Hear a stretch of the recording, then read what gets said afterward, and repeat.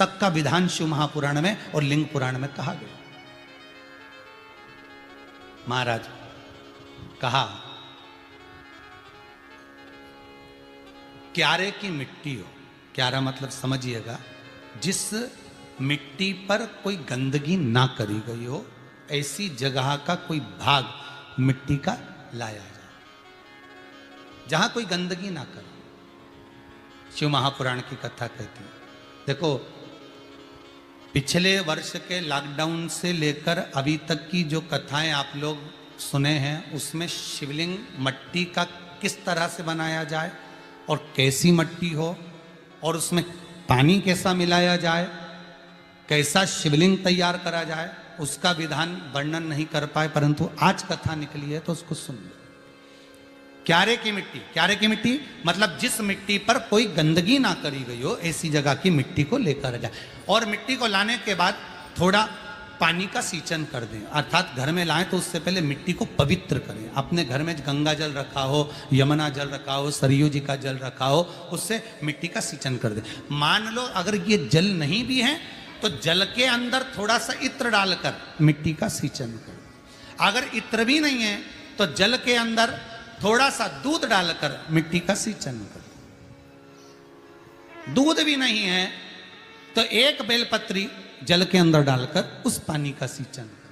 बेलपत्र भी नहीं है, पीपल का पत्ता डालकर उसका सींचन कर दें। पर मिट्टी पर घर में लाते से ही, ये नहीं कि मिट्टी आज लाए और तुमको शिवलिंग कल बनाना है, तो मिट्टी अगर 1 दिन पहले लाए हो, 2 दिन पहले लाए हो, 4 दिन पहले लाए हो, तो उसी दिन जल का सींचन होना चाहिए। ये नहीं कि जिस दिन बनाएंगे उस दिन सींचन होगा। मिट्टी पर पानी का छींटा, सींचन भले ज्यादा मत डालो, पर छींटा तो उस दिन लगा देना चाहिए जिस दिन घर में मिट्टी लेकर आए हो, जिस दिन लेकर। फिर भले तुम शिवलिंग 15 दिन बाद बनाओ, 8 दिन बाद बनाओ, 10 दिन बाद बनाओ, 3 दिन बाद बनाओ, पर उस समय पर मिट्टी का सींचन उस समय हो जाना चाहिए। फिर कहा,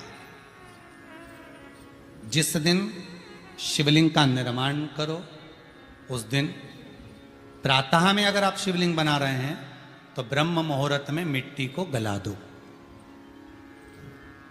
किस पानी से गलाना है उसका भी प्रमाण, उसका भी शास्त्र वर्णन करा। किस जल से गलाया जाए, शिव महापुराण की कथा कहती है। अगर आपको आज शिवलिंग का निर्माण करना है, शाम को आप शिवलिंग का निर्माण कर रहे हो, तो अपने पानी का जो मटका होता है, हंडा होता है, रसोई घर में जहां पानी भर कर रखते हो, उसके नजदीक में एक कलश जिसमें अलग से ताजा जल भरा जाए और उस पर प्लेट ढकी हो और उस पर एक चावल का दाना रखा हो, उस जल को लेकर आओ।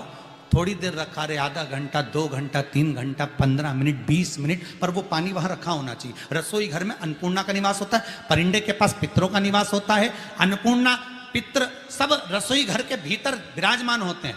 शास्त्र कहता है 33 कोटि देवता एक समय के लिए, एक क्षण के लिए हमारे रसोई घर में प्रवेश करते हैं। इसलिए रसोई घर को तुम पूरे घर को स्वच्छ रखो ना रखो, पूरे घर को तुम साफ रखो ना रखो, पर रसोई घर एकदम क्लीन होना चाहिए, साफ होना चाहिए, स्वच्छ होना चाहिए। आज के जमाने में तो खैर गया, पर पहले जब मट्टी के चूल्हे होते थे, जब चूल्हा बंद होता था तो उसको गीला कर कर, गोबर को या पानी में उसको गीला कर कर, एक कपड़े को गीला कर कर पूरे चौके को, रसोई घर को पोंछा जाता था। मिट्टी का होता था वो, तो भी उसको पोता लगाते थे, पोंछते थे।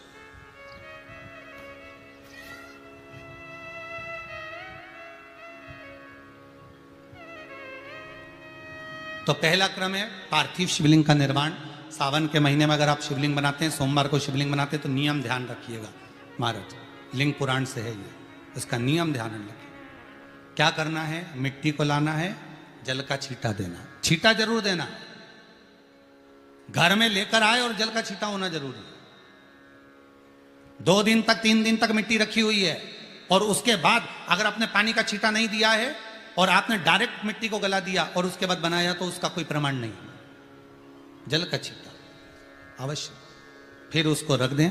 15 दिन बाद बनाओ, 4 दिन बाद बनाओ, 3 दिन बाद बनाओ, 2 दिन बाद बनाओ। शिवलिंग जब बनाओ तब उस मिट्टी को, जो कलश आपने रसोई घर में रखा है चावल का दाना रखकर प्लेट के ऊपर, अर्थात उस कलश का जल उस मिट्टी में थोड़ा सा डालिए। क्यों डाला जाता है उसका भी भाव वर्णन किया है। अब भविष्य पुराण, स्कंद पुराण और अग्नि पुराण, इन तीनों से ले लिया गया। वर्णन किया गया जब उस कलश का जल हम डालते हैं तो उस कलश में पितरों का भाव आ जाता है, अन्नपूर्णा का भाव आ जाता है, घर में लक्ष्मी का भाव आ जाता है, संपदा का भाव आ जाता है। पूरे 24 घंटे के अंदर एक क्षण के लिए रसोई घर में 33 कोटि देवता आते हैं, तो वो देवता का सारा भाव उस कलश के अंदर आ जाता है। और वो जल जब हम उस मिट्टी में मिलाते हैं तो गंगा, यमुना, सरयू, सरस्वती, ये 33 कोटि देवता में, तो इन सब का आनंद उस जल में आ जाता है। और वो जल जब हम मिट्टी में मिलाते हैं तो मिट्टी पवित्र हो जाती है, स्वयं कैलाश अधिपति को स्वीकार करने के लायक हो जाती है।